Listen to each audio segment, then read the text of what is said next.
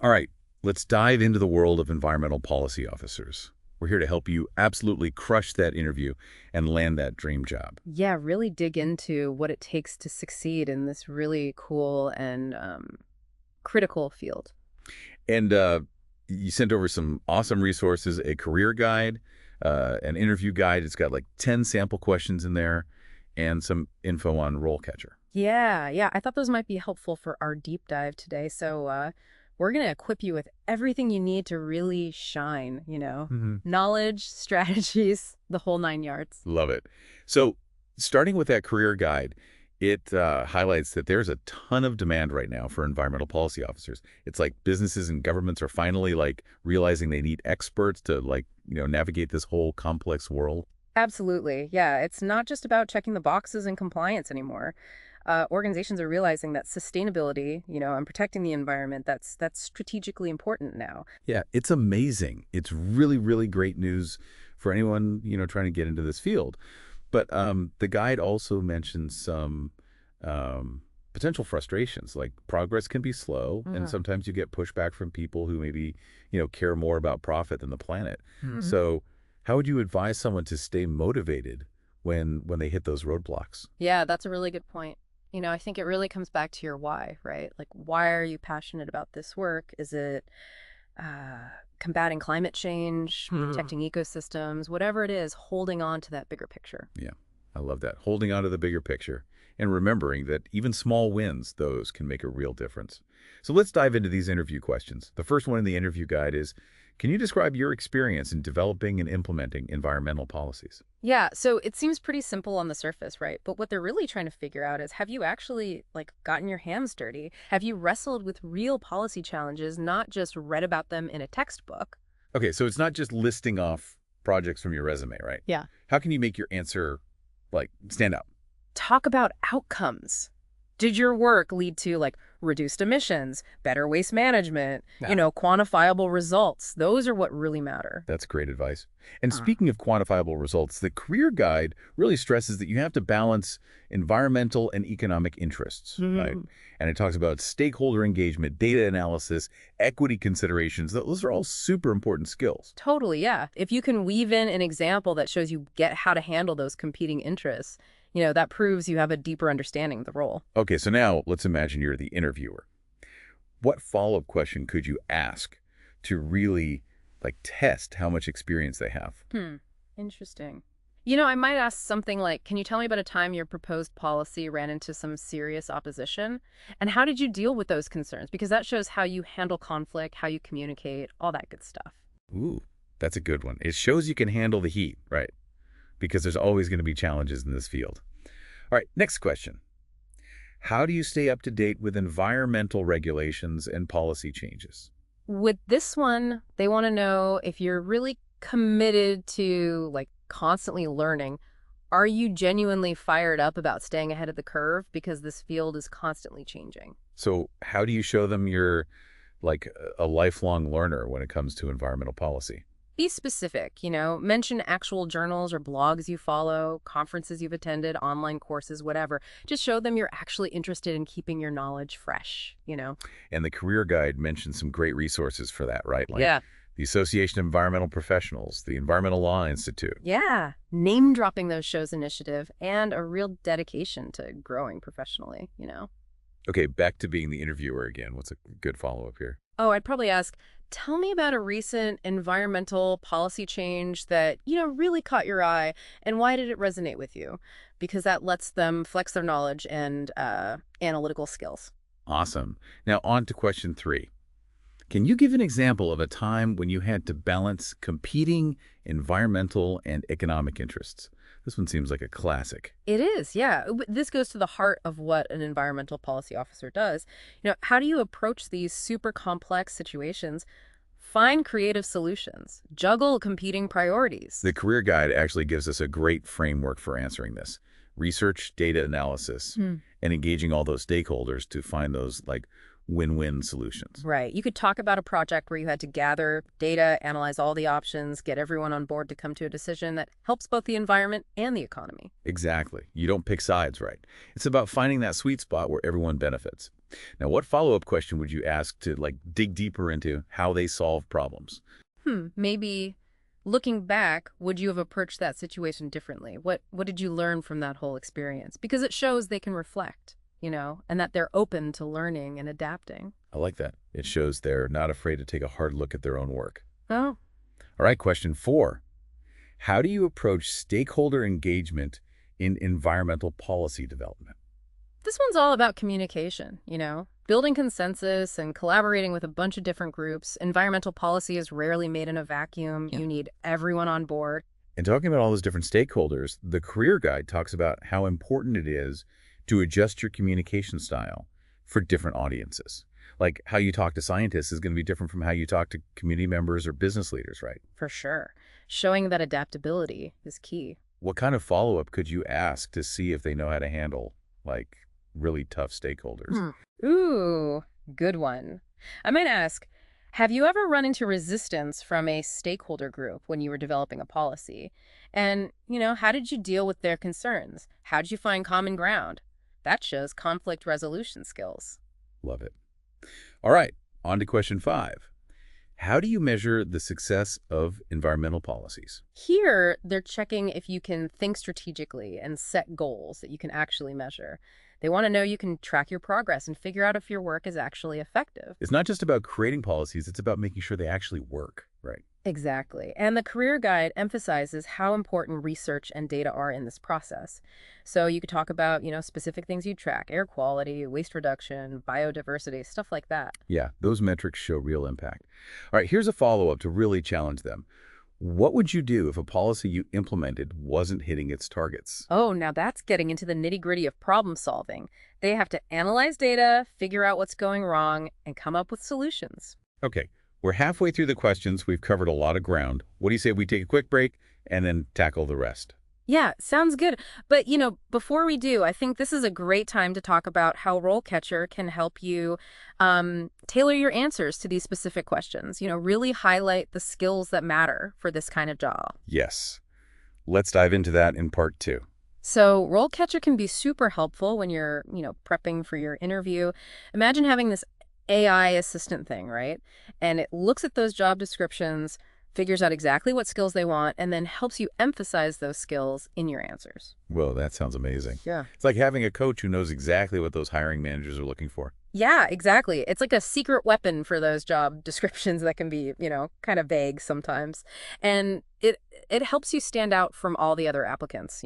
Make sure your resume and cover letter get past those robot recruiters, the applicant tracking systems. Oh, so it's not just about answering the questions. It's about answering them in a way that appeals to both, like humans and those automated systems. Exactly. RoleCatcher helps you find that sweet spot. And the best part, it gives you feedback on your answers, like suggesting how to improve, highlighting where you can really show off your skills. Wow.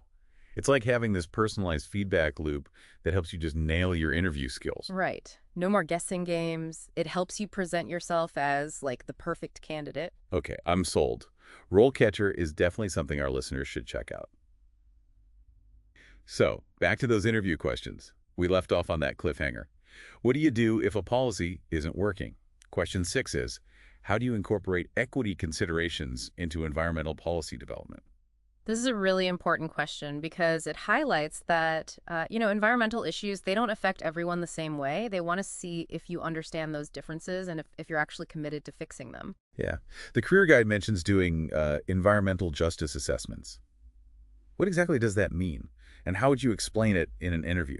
So an environmental justice assessment basically means you're figuring out which communities are being hit the hardest by environmental problems, like, pollution or not having enough green space. It's about making sure those communities have a voice in the whole policy-making thing. So it's about protecting people, not just the environment, right? Exactly. It's got to be both, environmentally sound and socially just. To get a little more in depth, I might ask, can you give me an example of an environmental policy that you think didn't consider equity? And tell me why.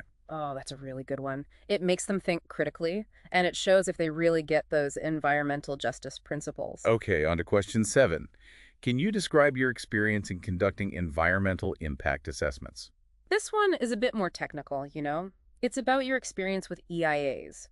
Those studies that look at, like, the potential environmental consequences of a project or a policy. So if you've done EIAs, you'd want to talk about the types of projects you've assessed, what methods you used, and any big findings or suggestions you made. Yes, and don't forget to mention any certifications. The career guide pointed out a few, like the Certified Environmental Professional, CEP, or the EIA certification from the National Association of Environmental Right, Professionals. those certifications prove you're serious about professional growth and that you're an expert in the field.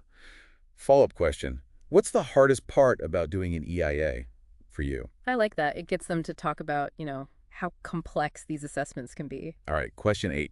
How do you work with other departments or agencies to implement environmental policies?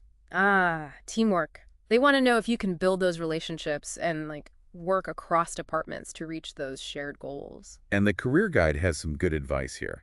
It says it's important to understand different perspectives, get everyone on the same page, and and navigate all that bureaucratic stuff. Yeah. You could talk about, being on those interagency task forces, working with community groups, or even just how you communicate clearly and build those connections.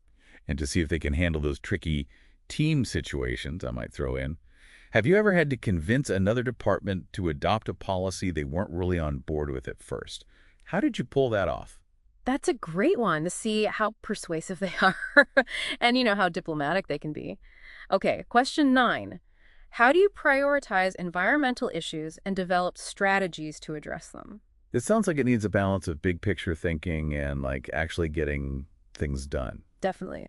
They're looking at your analytical skills. Can you weigh risks and opportunities? Think strategically about tackling environmental problems. The career guide says data and research are key here, making informed choices and developing plans that are both effective and doable. Right. You could mention those risk assessment frameworks, methods for figuring out the impact of different environmental issues, even the, software tools used for analysis and modeling. Right. You have to show them you're not just passionate, you're strategic and data-driven to really test their problem solving. How about imagine you don't have a lot of resources.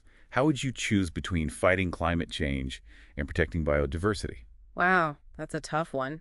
But it makes them think critically about those tough choices and explain their reasoning. Last question.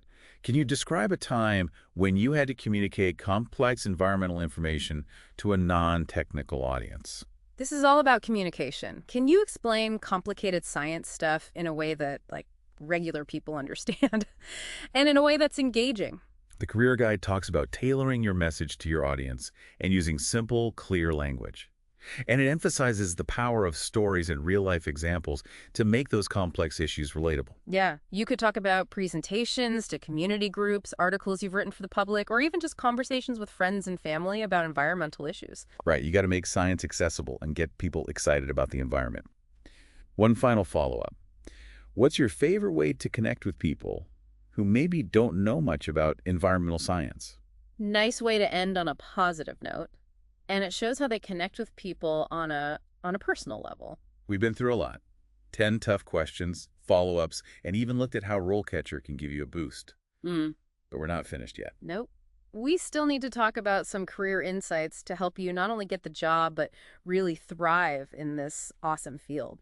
All right, so we've talked about those tough interview questions. We introduced you to RoleCatcher, and now I think it's time to zoom out a little.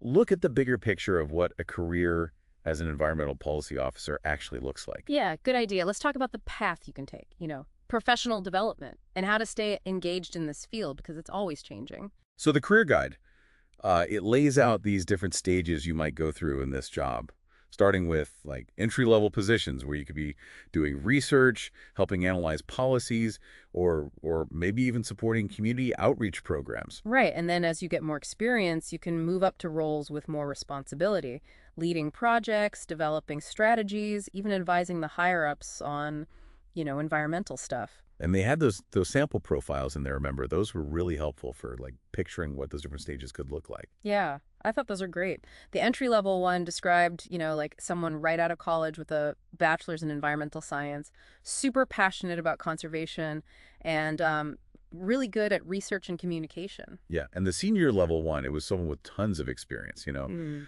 leading those big, complicated projects, advising decision makers, and being a master at building those relationships with all the different stakeholders. It's really cool to see how those paths can develop, and there's a ton of room to grow in this field, like a ton.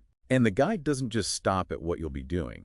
It also gives tips on how to, like, level up your career. It says continuous learning is important, networking, getting those certifications, that kind of stuff. Yeah, absolutely. Those are crucial for pretty much any job, but especially in environmental policy because it's constantly evolving and changing, like we said. Speaking of certifications, the guide mentioned a couple that are really valuable, like the Certified Environmental Professional. That's CEP. Oh, yeah, the CEP is great. It shows you've got a broad understanding of like environmental principles and all the regulations. Employers really like that. Right. And it mentioned the accredited professional too, the LEED-AP. That's all about sustainable building and construction. Yeah, that one's getting more and more important as, companies are really starting to prioritize those green building practices. So having that AAAP on your resume, that can lead to some really cool jobs in that sector. The guide also talked about joining those professional organizations, like the Association of Environmental Professionals or the Environmental Law Institute. Oh, definitely. Those are awesome for networking, meeting people. Plus, they help you keep learning and stay updated on all the latest trends and policies. So to sum it all up, if you're just getting started in all of this, remember that even small things can make a difference. Internships, volunteering, going to conferences, even just those webinars, those can all give you valuable experience and help you build your network. And don't be shy about reaching out to people who are already doing this work. Most people in environmental fields, they really love what they do, and they're usually happy to share advice, talk about their experiences. Yeah, that's great advice. And as you move forward in your career, just remember what we talked about before. Stay connected to your why. Absolutely. Because it's easy to get bogged down in the day-to-day, but Yeah. you got to remember why you chose this path and the good you're doing for the planet. Right, whether it's protecting endangered animals, fighting climate change, or just making sure we all have clean water in the future. Being an environmental policy officer, you can have a huge impact. It's tough, no doubt, but it's also incredibly rewarding. So as you're prepping for that interview, remember, you've got the knowledge, you've got the passion, and now you've got the tools. We've got your back all the way. We really hope this deep dive has given you the confidence and insights you need to launch that awesome career as an environmental policy officer. Get out there, make a difference, and remember, the planet needs passionate people like you. Dedicated people. Thanks for joining us on this deep dive.